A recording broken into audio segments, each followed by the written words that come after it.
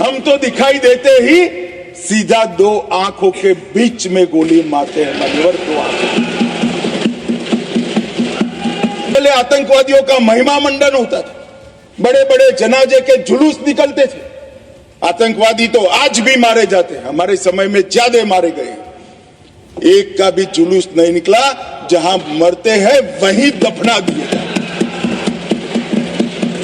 कोई आतंकवादी बन जाता था, उनके परिवारजन बड़े शौक से सरकारी नौकरी करते थे, तंत्र चलाते थे। हमने ढेर सारे आतंकवादियों के रिश्तेदारों को रूथलेसली सरकारी नौकरी से निकालने का काम किया और एक कठोर संदेश। बार काउंसिल में उनके समर्थक बैठे थे, केस नहीं कर सकते थे, हड़तालें हो जाती थी। जो समर्थक बैठे थे वो सभी या तो दिल्ली की जेल में है या श्रीनगर की जेल में है मान्यवर। दूर से आतंकवादी दिखाई पड़ा था।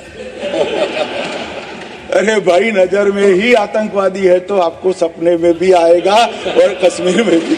ये देश की सुरक्षा, इस देश का विकास, इस देश का सार्वभौमत्व भी तीन बड़ी समस्याओं के कारण हमेशा चैलेंज होता रहा। इसको चुनौती मिलती है और ये तीन नासूर करीब करीब 4 दशक से देश की शांति में खलल डालते रहे, देश की सुरक्षा पर सवालिया निशान लगाते रहे, देश के विकास के गति को अवरुद्ध करते रहे और देश की पूरी व्यवस्था को कई बार तो हास्यास्पद भी बना दिया। मान्यवर, 3 नासूर थे।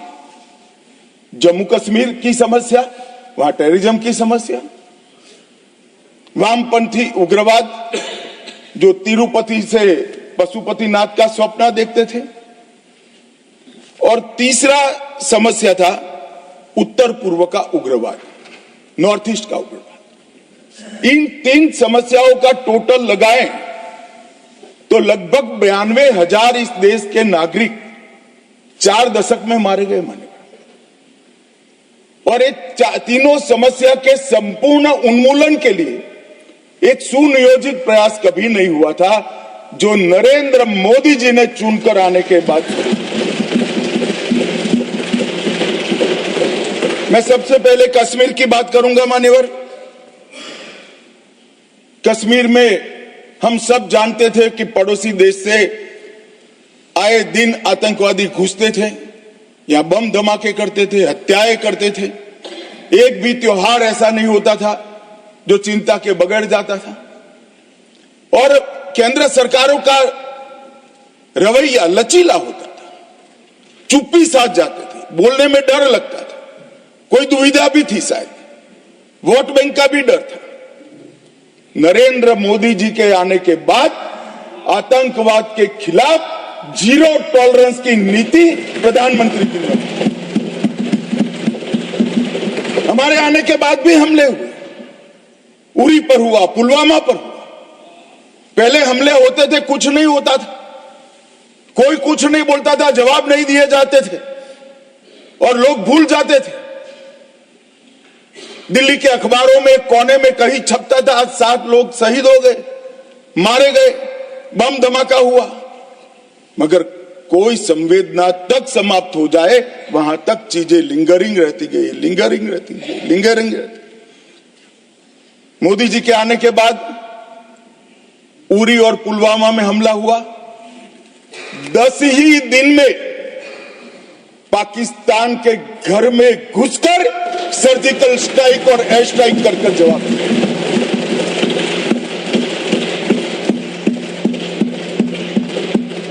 पूरे दुनिया में 2 ही देश ऐसे थे जो अपनी सीमा और सेना की सुरक्षा के लिए हमेशा सम्मान के साथ तत्पर रहते थे, इजराइल और अमेरिका। वो 2 देशों की सूची में मेरे महान भारत का नाम जोड़ने का काम नरेंद्र मोदी,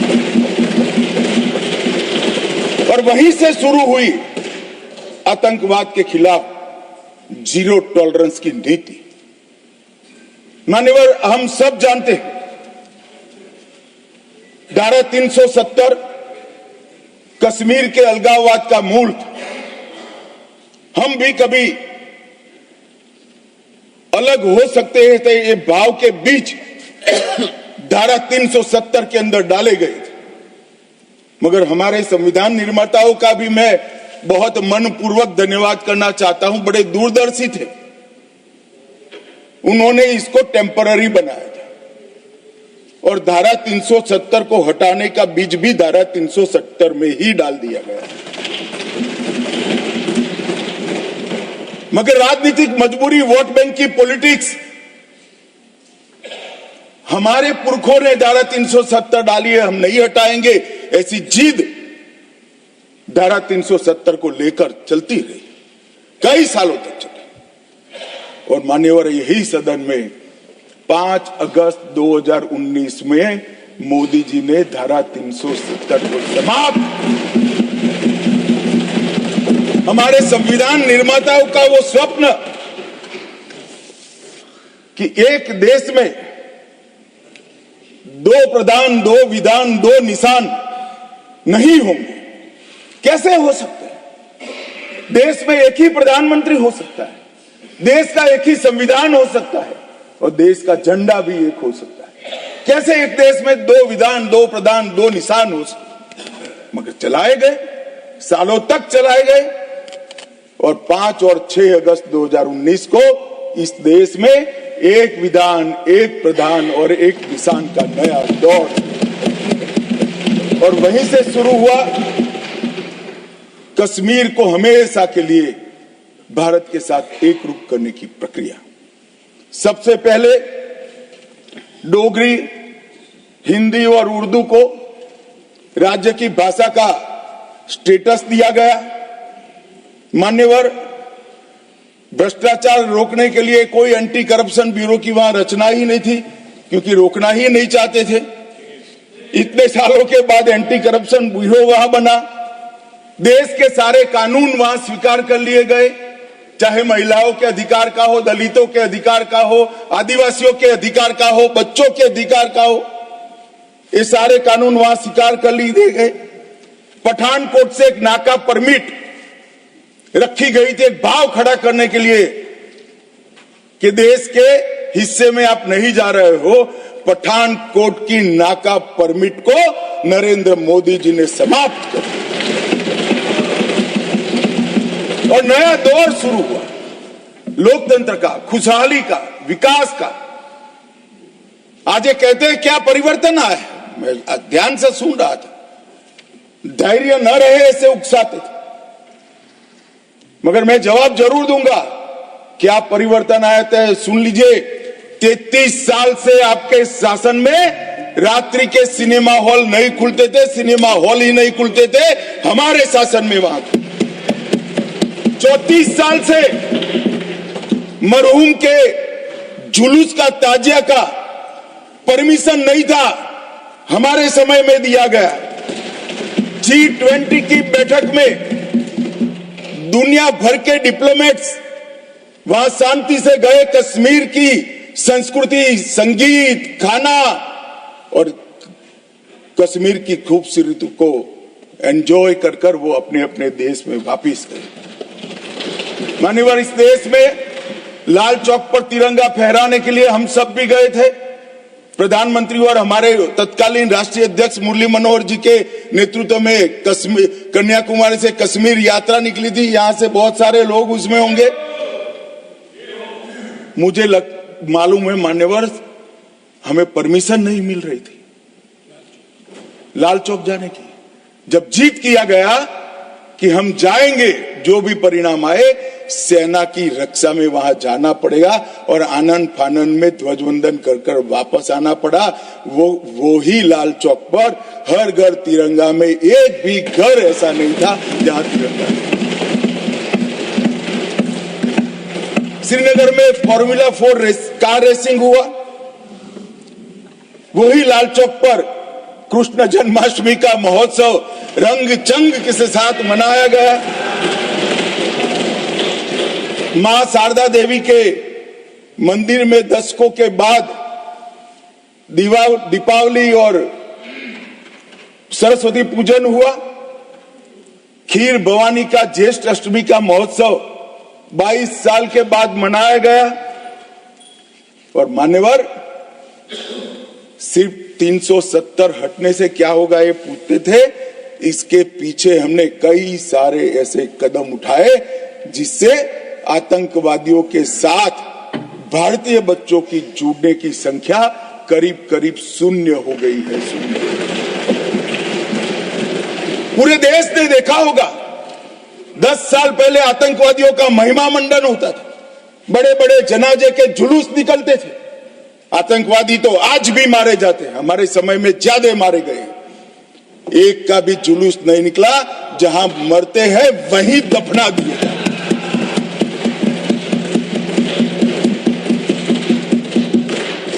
कोई आतंकवादी बन जाता था, उनके परिवारजन बड़े शौक से सरकारी नौकरी करते थे, तंत्र चलाते थे। हमने ढेर सारे आतंकवादियों के रिश्तेदारों को रूथलेसली सरकारी नौकरी से निकालने का काम किया और एक कठोर संदेश। बार काउंसिल में उनके समर्थक बैठे थे, केस नहीं कर सकते थे, हड़तालें हो जाती थी। जो समर्थक बैठे थे वो सभी या तो दिल्ली की जेल में है या श्रीनगर की जेल में है। मान्यवर,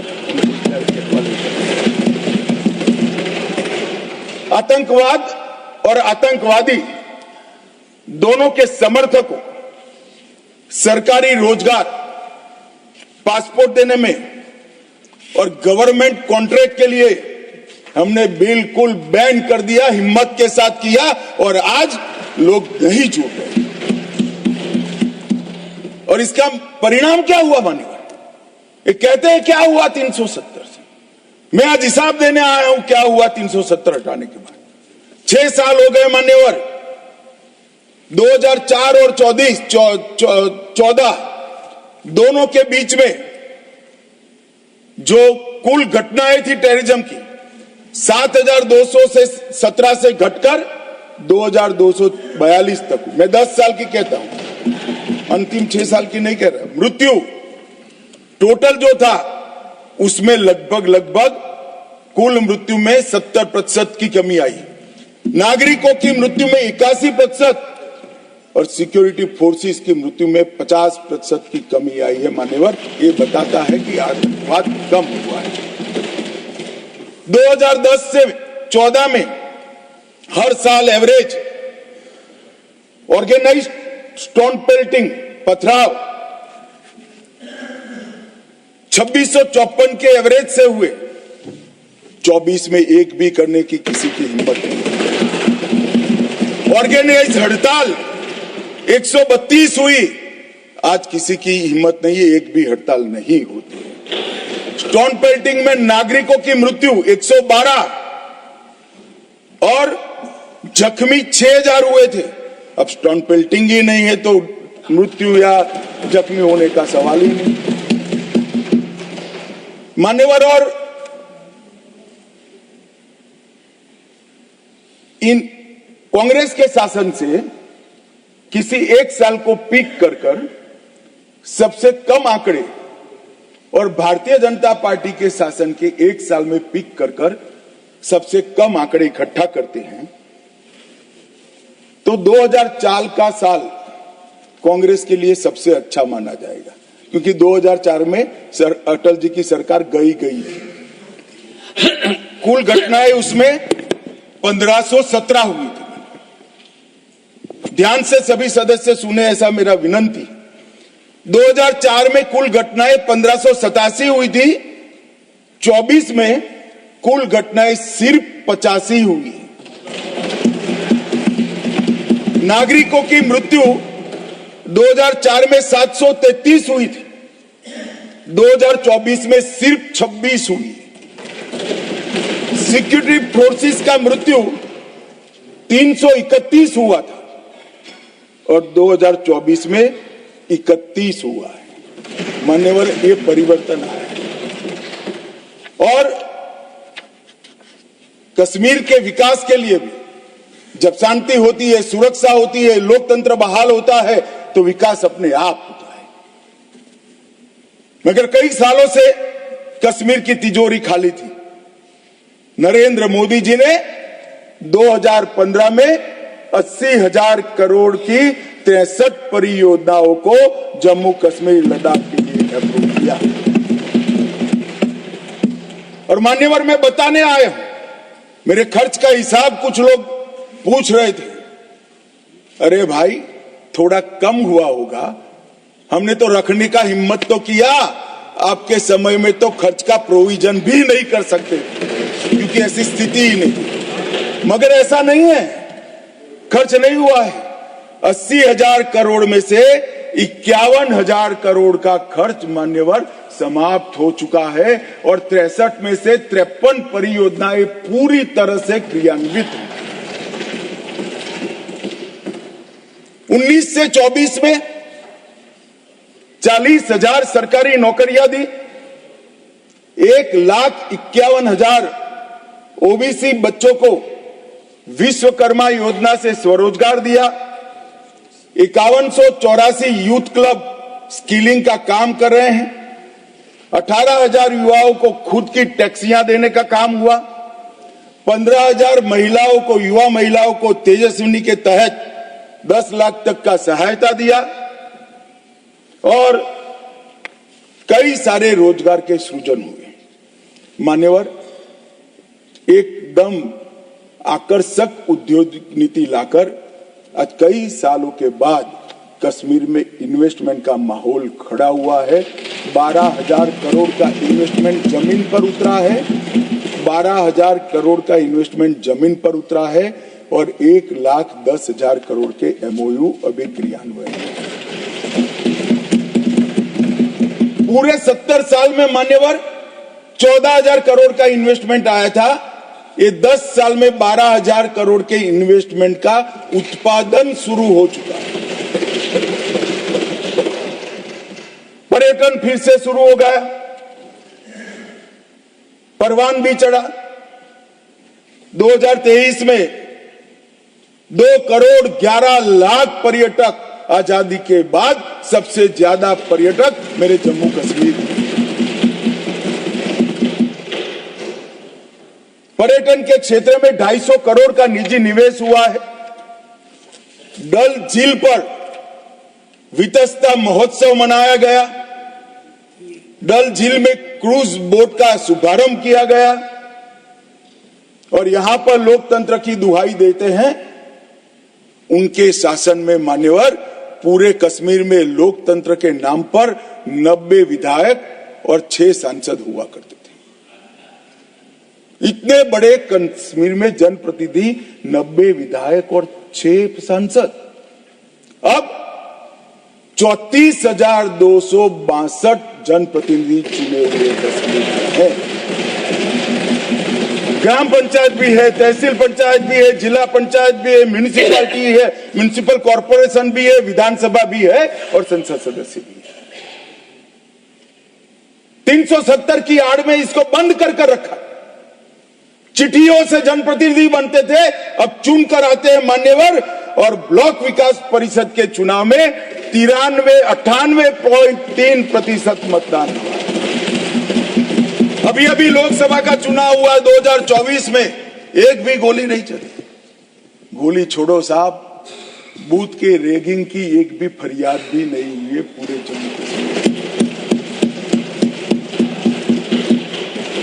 एक जमाने में दिल्ली से गए हुए आका सिर्फ सर्टिफिकेट विजेता का लेकर जाते थे, जनता घरों में दरी की दरी बैठ जाते। आज 98% लोग वोट डालते हैं और एक भी बूथ के रैगिंग की फरियाद भी नहीं होती है, गोली भी नहीं चलती है, धमाका भी नहीं। कश्मीर के अंदर लोकतंत्र की नींव पहली बार डालने का काम किया तो इतिहास में सम्मान हमारे प्रधानमंत्री श्री नरेंद्र मोदी।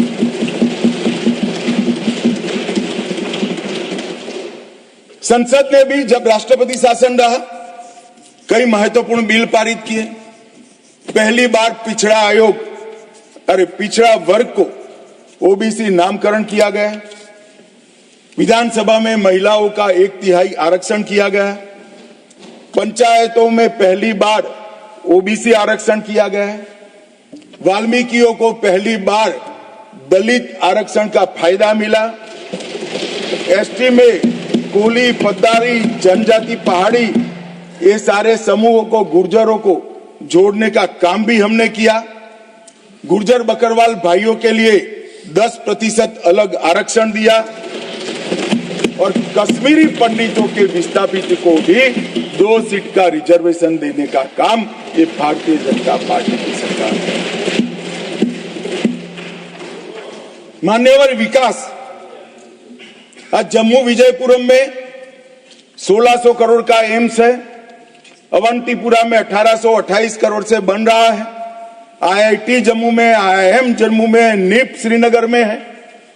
मेडिकल कॉलेज पहले 4 थे, अब 15 है। नर्सिंग कॉलेज 15 और बनी है। एमबीबीएस की सीटें 500 थी, इसमें 800 हमने जोड़ी है और पीजी की सीटें 667 थी, उसमें 297 नई जोड़ी गई। और नर्सिंग की सीटें मान्यवर 220 थी, इसको 2000 करने का काम भारतीय जनता पार्टी।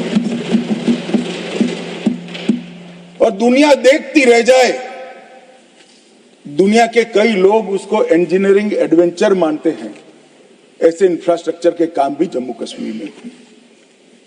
9.25 किलोमीटर की बनिहाल सुरंग बनी, विश्व का सबसे बड़ा रेल ब्रिज चिनाब नदी पर जम्मू कश्मीर में बना। रेल नेटवर्क को उधमपुर, श्रीनगर, बारामुल्ला रेल लिंक से घाटी तक पहुंचाया गया। जोजिला सुरंग, जैडमोर सुरंग और मजबूती से हमारे इंफ्रास्ट्रक्चर को मजबूत करेगी, भारतीय सेना की रसद को भी क्षतिपूर्ति करेगी। जम्मू के लिए सैमी रिंग रोड बनाया, अखनूर पुंछ सड़क निर्माणाधीन है और 11,000